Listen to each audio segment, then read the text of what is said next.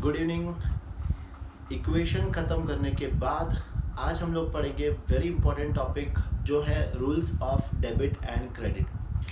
Hope सबसे पहले तुम लोग ने इक्वेशन के सारे क्वेश्चंस ख़त्म कर लिए होंगे और ख़त्म करने के बाद तुम्हें अच्छे से समझ भी आ गया होगा कि जब भी हम कोई ट्रांजैक्शन करते हैं तो उसका मिनिमम कितने इफ़ेक्ट्स होते हैं, 2 इफ़ेक्ट्स होते हैं।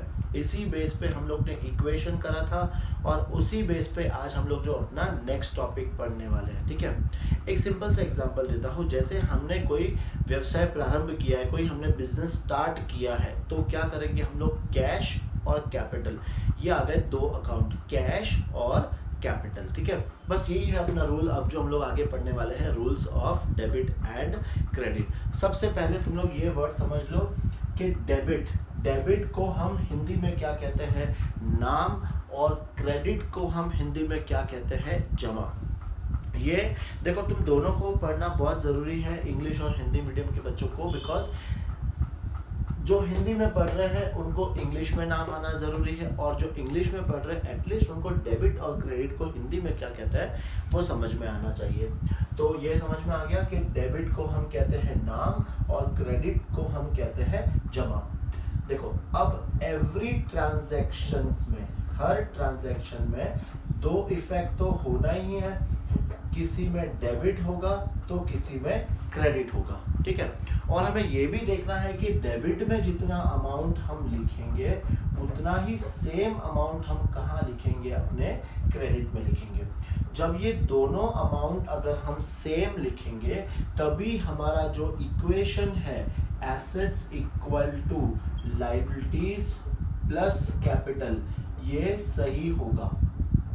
अगर हमने डेबिट में गलत अमाउंट लिख दिया, क्रेडिट में अलग अमाउंट लिख दिया, तो ये इक्वेशन हमारा कभी भी टैली नहीं होगा। बिकॉज लास्ट में जाके जब हम लोग थोड़ा आगे पढ़ लेंगे उसके बाद हमें क्या सीखना है, बैलेंस शीट सीखना है। तुमने अभी भी सीखा था बैलेंस शीट, लायबिलिटीज होती है और एसेट्स होते हैं, और ये हमेशा हमारा लास्ट में क्या होता है, टैली होता है ना। तुमने 1-2 क्वेश्चन में बैलेंस शीट भी बनाई थी।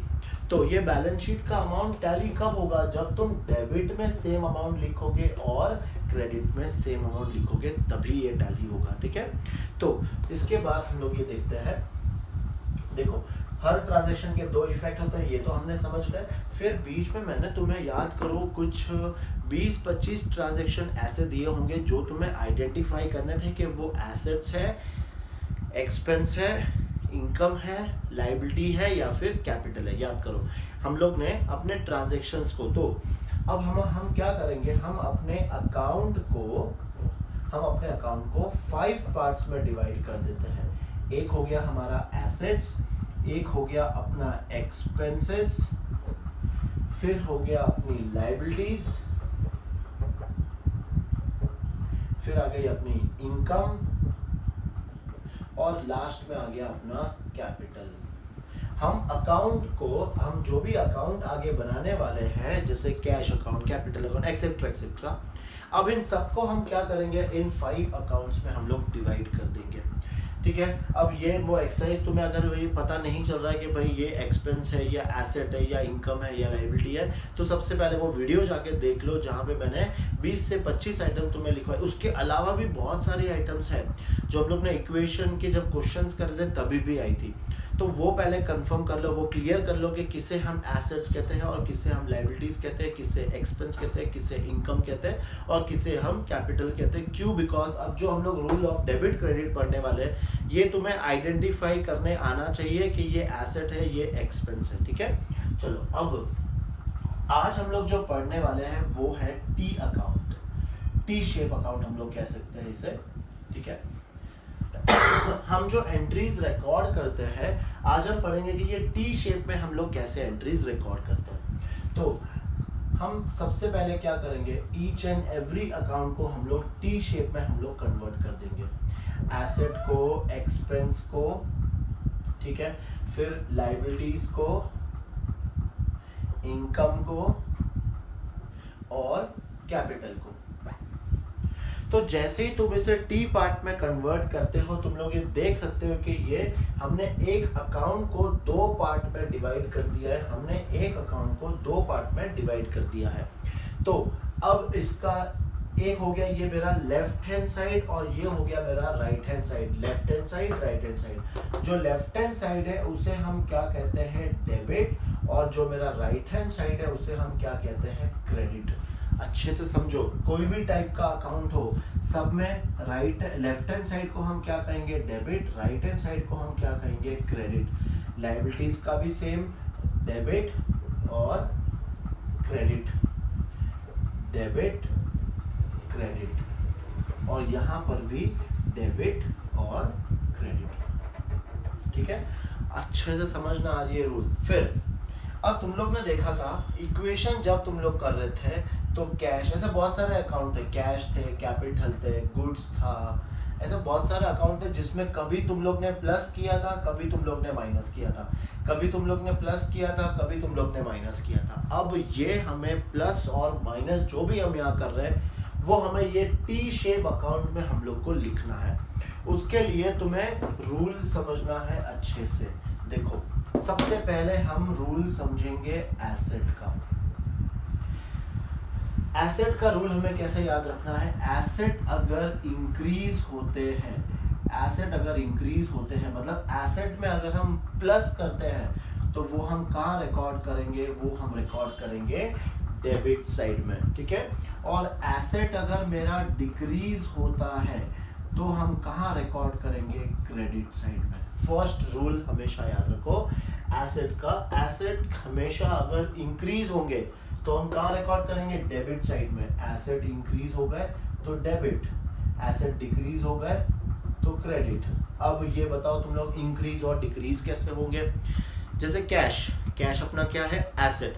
एसेट में हम लोग प्लस कब करते हैं, जब हम बिजनेस में और पैसा लगाते हैं, हमें कहीं से इनकम मिलती है या फिर अपने डेटर से हमें पैसा मिलता है तो हम लोग उसमें प्लस करते हैं। माइनस कब करते हैं, जब हम एक्सपेंस पे करते हैं या फिर हम किसी का रेंट पे करते हैं, किसी क्रेडिटर्स को पे करते हैं, हम जब माल खरीदते हैं, नकद में माल खरीदते हैं, कैश परचेज करते हैं, वो सब केसेस में हम उसमें से माइनस करते हैं। तो अगर एसेट मेरा इंक्रीज हो रहा है तो कहाँ लिखेंगे, डेबिट साइड में। एसेट अगर डिक्रीज हो रहा है तो कहाँ लिखेंगे, क्रेडिट साइड में। ठीक है, एसेट का अगर एक रूल याद हो गया फिर देखो बाकी सारे कैसे याद करना है। एसेट का सेम होता है एक्सपेंसेस, मतलब एक्सपेंस भी अगर इंक्रीज होंगे तो हमें कहाँ लिखने हैं, डेबिट साइड में, और अगर एक्सपेंस डिक्रीज होंगे तो हमें कहाँ लिखने हैं, क्रेडिट साइड में। जैसे मैं किसी को सैलरी पे कर रहा हूँ तो सैलरी मेरा एक्सपेंस है, करेक्ट, सैलरी मेरा एक्सपेंस है तो एक्सपेंस मेरा बढ़ रहा है। मैं किसी को सैलरी पे कर रहा हूँ, मैं किसी को रेंट पे कर रहा हूँ तो मेरा खर्चा बढ़ते जा रहा है, तो अपन कहाँ लिखेंगे, उसे डेबिट साइड में लिखेंगे। ठीक है, अब अगर ये दोनों का रूल अगर समझ में आया तो ये तीनों का रूल हमेशा क्या होता है, इसका ऑपोजिट। मतलब अगर लायबिलिटीज अगर अपनी बढ़ेगी तो हम लोग कहाँ लिखेंगे, क्रेडिट साइड में, और लायबिलिटी अगर अपनी कम हो गई तो कहाँ लिखेंगे, डेबिट साइड में। ठीक है, इनकम का भी सेम रूल, अगर इनकम अपनी बढ़ती है तो हम लिखेंगे कहाँ पे, क्रेडिट साइड में। इनकम अगर कम होगी तो हम लोग कहाँ लिखेंगे, डेबिट साइड में। कैपिटल का भी सेम रूल, कैपिटल अगर इंक्रीज हो रहा है तो हम लोग लिखेंगे क्रेडिट साइड में, और कैपिटल अगर डिक्रीज हो रहा है तो हम लिखेंगे डेबिट साइड में। इसका मतलब ये सब रूल को यहाँ पे भी लिख देते हैं। तो एसेट और एक्सपेंस इसका ये सेम रूल आ जाएगा, और लायबिलिटीज, इनकम एंड कैपिटल, इसमें हम लोग को क्या करना है, याद कैसे रखना है कि अगर इंक्रीज होगा तो हम लोग कहाँ लिखेंगे, क्रेडिट साइड में, और अगर डिक्रीज होगा तो हम लोग कहाँ लिखेंगे, डेबिट साइड। ठीक है, अब देखो और याद कैसे करना है। जैसे कैपिटल, कैपिटल अकाउंट में हम लोग प्लस कब करते थे, याद करो, इनकम होगा तो प्लस करते थे। अब जो हम लोग प्लस कर रहे हैं वो हम लोग कहाँ लिखेंगे, क्रेडिट साइड में। ठीक है, कैपिटल में हम लोग माइनस क्या करते थे, अगर एक्सपेंस होगा तो मतलब एक्सपेंस अगर है तो हम लोग कहाँ करेंगे, क्रेडिट साइड, डेबिट साइड में करेंगे। सिंपल सा रूल है, ये रूल अच्छे से याद कर लो। फिर हम लोग फिर से एक ट्रांजैक्शन करेंगे और तुम्हें देखते हैं कैसे आंसर। चलो एक फर्स्ट ट्रांजैक्शन कर लेते हैं। सबसे पहले स्टार्टेड बिजनेस विद कैश। अब सोचो तुम क्या करते थे, इसको इक्वेशन में स्टार्टेड बिजनेस विद कैश, तो हम लोग कैश में प्लस करते थे और कैपिटल में प्लस करते थे। अब अगर कैश में प्लस कर रहा हूँ तो मेरे लिए वो क्या है, एसेट, तो कहाँ लिखेंगे हम लोग, डेबिट साइड में। तो यहाँ पे जैसे फॉर एग्जांपल मैंने 5 लाख से स्टार्ट किया, तो तुम्हें यहाँ पे कितना लिखना है 5 लाख। और हम लोग कैपिटल में प्लस कर देते, मतलब कैपिटल इंक्रीज हो रही है तो कैपिटल में प्लस मतलब कहाँ लिखेंगे 5 लाख, क्रेडिट साइड में लिखेंगे। समझ में आया? तो देखो डेबिट में भी लिखा है 5 लाख, क्रेडिट में भी लिखा है 5 लाख, तो अपनी जो बैलेंस शीट है वो हमेशा क्या हो जाएगी, टैली हो जाएगी। फिर एक और हम लोग करते, देखो अब यहाँ पे थोड़े थोड़े चेंजेस भी अपने को कैसे करने पड़ेंगे। जहाँ हम लोग जो गुड्स लिखते थे, अब ये गुड्स में हम लोग परचेज भी करते थे और ये गुड्स में हम लोग सेल दोनों लिखते थे। जब हम लोग गुड्स परचेज करते तो उसमें प्लस करते थे, जब हम लोग सेल करते उसमें माइनस करेंगे। अब इस गुड्स को तुम्हें दो अलग अलग पार्ट में डिवाइड कर देना है। अगर मैंने परचेज किया है तो परचेज को अलग ही लिखेंगे और ये परचेज को हम क्या मानते हैं, एक्सपेंसेस, और हम ये सेल को क्या मानते हैं, इनकम। ठीक है, सबसे पहले इतनी सारी चीजें हो गई है, बहुत सारी, एक बार फिर से छोटे से रिवीजन कर लो शॉर्ट में। क्या होगा बताओ, हमें 5 पार्ट्स में अकाउंट्स को डिवाइड करना है, asset, expense, liability, income, capital. ये 5 पार्ट में डिवाइड कर दिया, जिसमें एसेट और एक्सपेंस क्या है, सेम, और लायबिलिटीज, इनकम और कैपिटल क्या है, सेम। इनका रूल सेम है, वैसे सेम नहीं है, इनका रूल सेम है। कैसे याद रखना है बताओ, अगर अपना एसेट इंक्रीज हो रहा है तो हम लोग कहाँ लिखेंगे, डेबिट साइड में। एसेट डिक्रीज हो रहा है कहाँ लिखेंगे, क्रेडिट साइड में। फिर ये सोचोगे सर एसेट कैसे बढ़ेगा, एसेट कैसे कम होगा, तो वो रूल तुम्हें इक्वेशन का याद रखना है। एक और एग्जांपल बताता हूँ, हम लोग सैलरी पे कर रहे हैं, सैलरी पेड। अब बताओ, ये भूल जाओ इसको, सैलरी पेड को तुम लोग इक्वेशन में कैसे लिखते थे, सैलरी तुम्हारा एक्सपेंस, तो एक्सपेंस को क्या करते थे, कैपिटल में से माइनस करते थे। फिर हम लोग क्या करते थे, पेड है तो कैश में से माइनस करते थे। अब ध्यान रखना, सैलरी क्या है, एक्सपेंस, तो हम लोग ने एक्सपेंस का अलग से एक कॉलम बना दिया है, करेक्ट। अब वो कैपिटल में नहीं जाएगा, एक्सपेंस क्या हो गया, हम लोग ने अलग से एक कॉलम बना दिया है। और कैश, कैश अपने लिए क्या है, एसेट, तो वो भी अलग से एक कॉलम बन गया है, अपना एक अकाउंट बन गया है। फिर तुम्हें क्या करना है बताओ, कैश, हम कैश में से हम लोग माइनस करते थे, कैश में से माइनस करते थे, मतलब एसेट डिक्रीज हो रहा है कहाँ लिखेंगे, क्रेडिट साइड में। फिर सैलरी तुम्हारा एक्सपेंस है तो तुम लोग सैलरी में कहाँ लिखोगे, डेबिट साइड में, मतलब एक्सपेंस के डेबिट साइड में। समझ में आया? सिंपल रूल, एकदम सिंपल है। एक और देखते हैं, चलो इनकम का भी एक बार चेक कर लेते हैं। कमीशन रिसीव्ड, तुम लोग इसे इक्वेशन में क्या करते थे, सी जो भी हमारा एक्सपेंस था, इनकम था, वो सब हम लोग किस में लिखते थे, कैपिटल में लिखते थे। लेकिन अब ऐसा नहीं करना है, हम लोग एक्सपेंस का अलग कॉलम बना रहे हैं, इनकम का अलग कॉलम बना रहे हैं, तो वो हिसाब से उसमें हम लोग लिखते जाएंगे। तो देखो, कमीशन रिसीव्ड मतलब मुझे पैसा मिला, तो हम लोग कैश में प्लस करते थे, तो कैश बढ़ रहा है तो कहाँ लिखेंगे, डेबिट साइड में।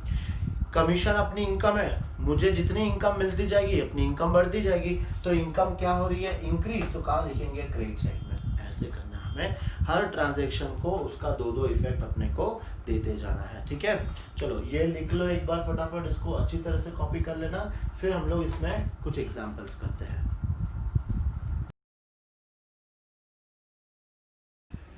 चलो, रूल्स ऑफ डेबिट क्रेडिट समझने के बाद हम लोग ने इक्वेशन का जो क्वेश्चन करा था उसी को हम लोग क्या करेंगे, ये जो हम लोग सीख रहे हैं रूल्स ऑफ डेबिट, उसको सॉल्व करेंगे। ठीक है, देखो पेज नंबर 96 पे क्वेश्चन नंबर 2, जो हमने समीकरण के जो क्वेश्चन करे थे उसी को हम लोग रूल्स ऑफ डेबिट क्रेडिट का क्वेश्चन करेंगे। देखो पहला क्या था, कुणाल ने 2,50,000 रुपये नकद निवेश कर व्यापार प्रारंभ किया। उसने जब व्यापार प्रारंभ किया है तो कौन से दो खाते आएंगे, एक तो आएगा कैश अकाउंट और दूसरा कौन सा अकाउंट आएगा, कैपिटल अकाउंट। ना जितने भी अकाउंट आते जाएंगे हम वो खोलते जाएंगे। देखो सबसे पहले इसमें क्या करना है, ये टी, और कैपिटल में भी ये टी। अब समझना, हम लोग कैश में क्या करते थे, प्लस करते थे।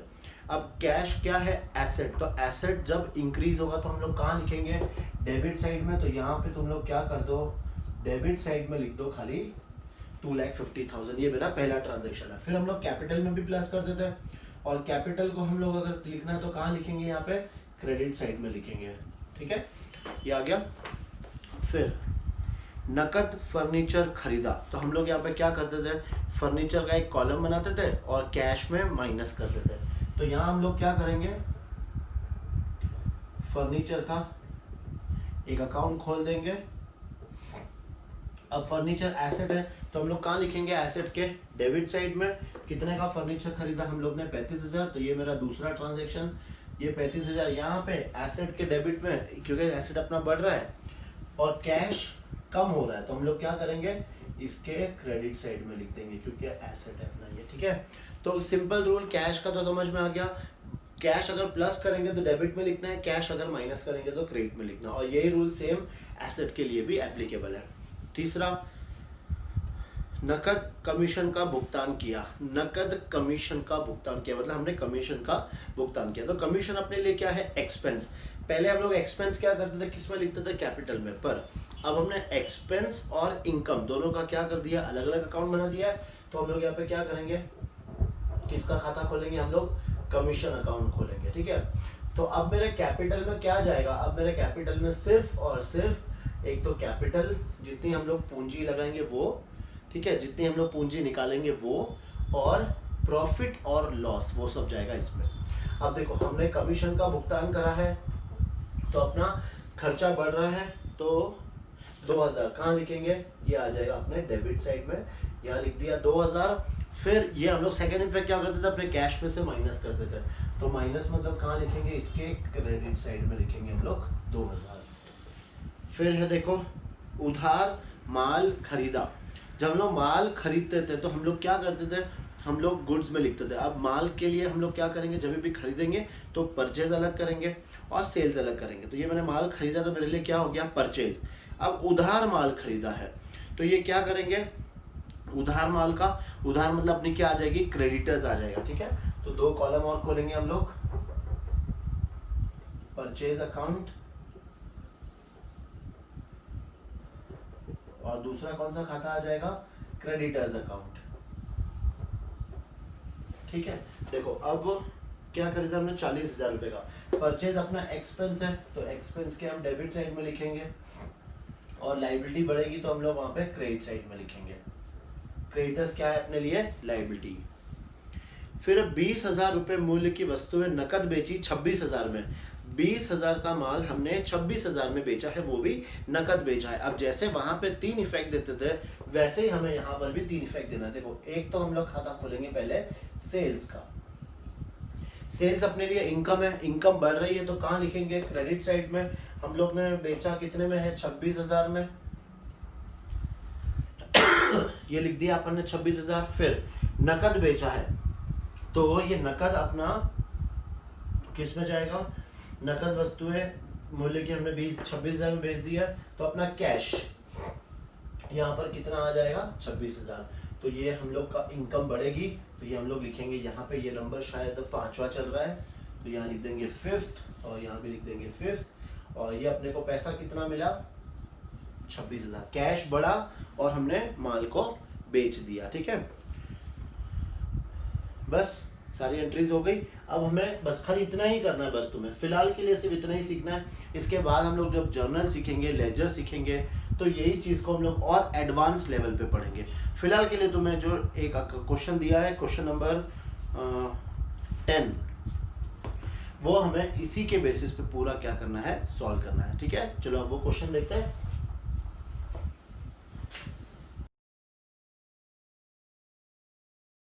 देखो हम लोग करेंगे क्वेश्चन नंबर 10, जो तुम्हें बोला गया है कि टी खाते खोलकर तुम्हें ये सारे ट्रांजैक्शन सॉल्व करने हैं। तो देखो हमने सारे जितने भी टी खाते खोलने बोले थे वो हमने पहले से ही खोल दी है। अब एक एक ट्रांजैक्शन पढ़ते जाएंगे और उसका इफेक्ट हम लोग यहाँ पे देते जाएंगे, तुम भी देखते जाओ। बॉबी ने एक परामर्श फर्म आरंभ की और उसने नवंबर 2017 के दौरान निम्नलिखित लेन देनों को पूरा किया। बॉबी कंसल्टिंग नामक व्यवसाय में 4 लाख की धनराशि और 1.5 लाख रुपए के उपकरणों का निवेश किया। देखो हमने क्या किया, यहाँ पे व्यवसाय चालू किया है तो 4 लाख की तो हमने धनराशि लगाई, मतलब अपने व्यवसाय में कैश आया।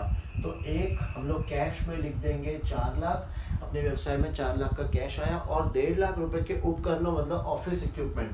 तो यहाँ पर भी ये भी हमारे लिए एसेट है क्योंकि हम लोग इसमें प्लस करेंगे तो ये 1.5 लाख। अब दोनों मिलाकर हम किस में लिखेंगे, हमारे कैपिटल में लिखेंगे, बिकॉज हमने व्यवसाय प्रारंभ किया है।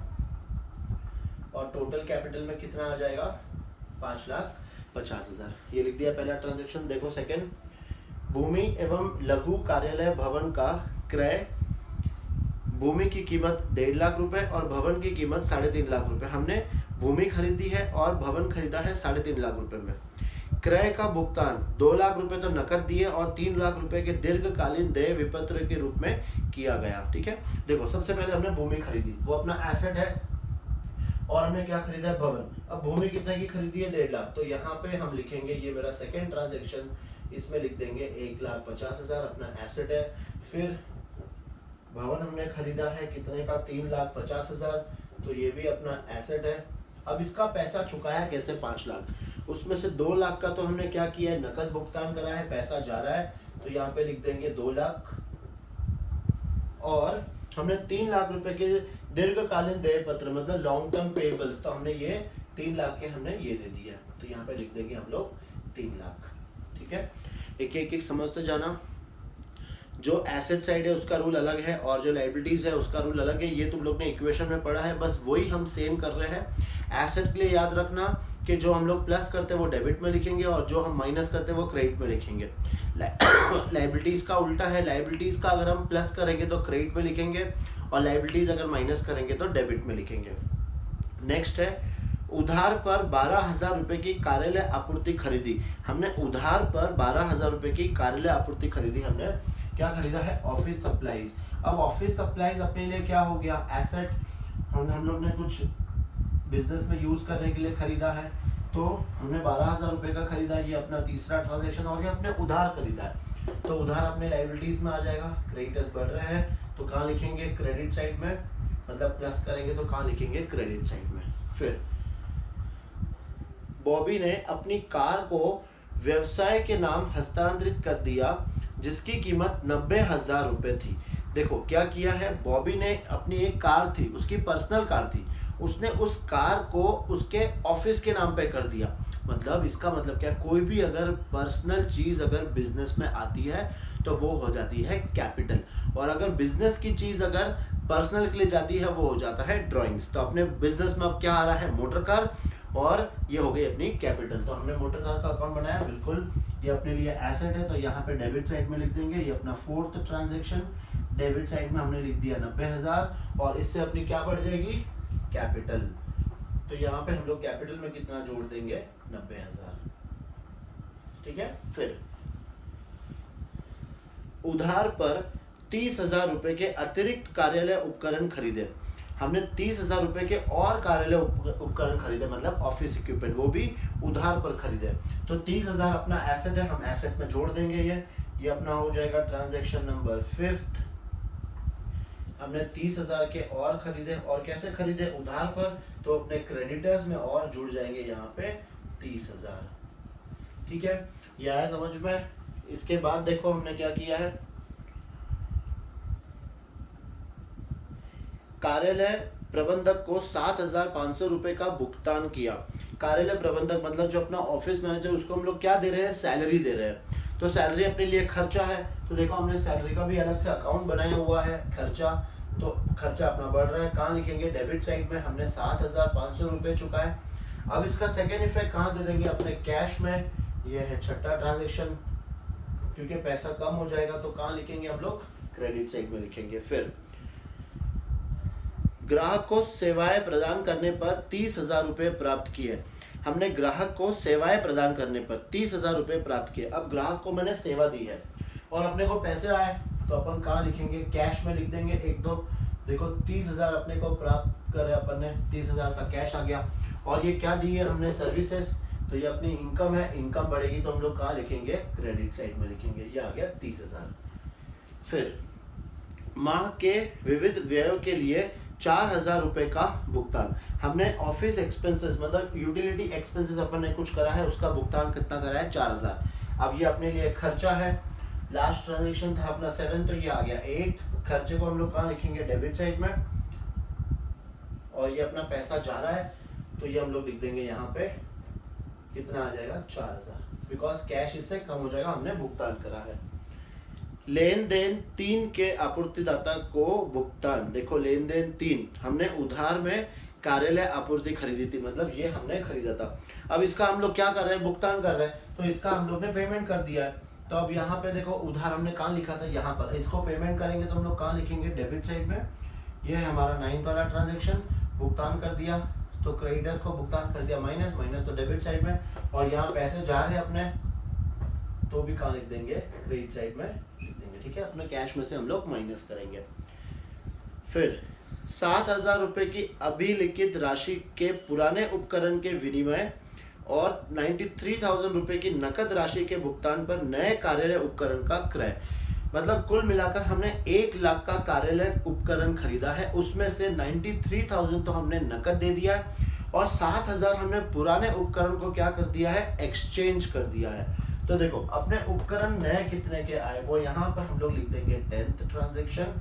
नए उपकरण हमने खरीदे 1 लाख के, लेकिन उसमें से पुराना हमने दिया 7,000 का और बाकी का हमने क्या दिया है, नकद, वो आ जाएगा नकद में से माइनस करेंगे तो क्रेडिट साइड में लिख देंगे, ठीक।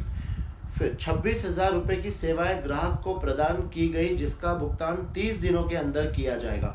हमने 26,000 की सेवा ग्राहक को प्रदान की, तो ये अपने लिए इनकम है, तो यहाँ लिखेंगे हम लोग एक तो 11वां, हमने 26,000 रुपये की सर्विस दी, ठीक है। लेकिन इसका पैसा हमें कितने दिन बाद मिलेगा, 30 दिन बाद मिलेगा। तो अब इसके लिए हमें एक और खाता खोलना पड़ेगा, अब कोई जगह बची नहीं अपने पास। यहाँ ये क्लाइंट, ठीक है, 26,000 का मुझे क्लाइंट से पैसा लेना है 26,000, तो ये आ गया अपना 11th, ठीक है। फिर लेन देन 11 अनुसार ग्राहक से 19,500 का भुगतान प्राप्त हुआ। अभी इनको हमने 26,000 का माल बेचा था और इनसे मुझे कितना प्राप्त हो गया है, 19,500।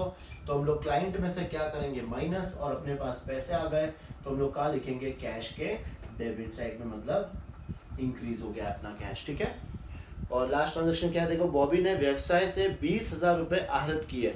बॉबी ने 20,000 आहरित किए, मतलब अपने पैसे गए बिजनेस से 20,000, और एक इसके लिए गए ड्राइंग्स। देखो ड्राइंग्स का हमने खाता बना रखा है, यहाँ CR, तो यहाँ हम लोग DR में लिख देंगे।